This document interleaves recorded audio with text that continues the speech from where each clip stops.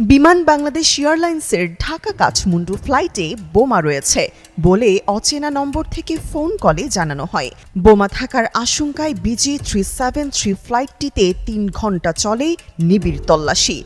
তবে বিমানে কোনো বোমা পাওয়া যায়নি।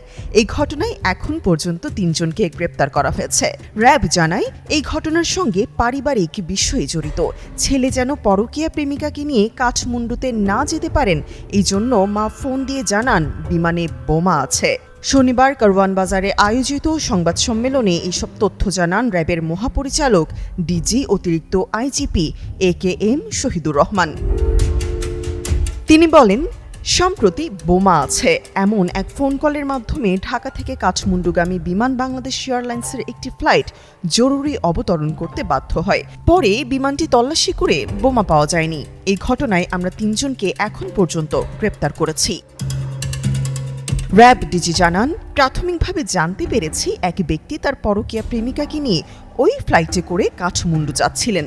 বিষয়টি তার স্ত্রী ও মা জানতে পারেন।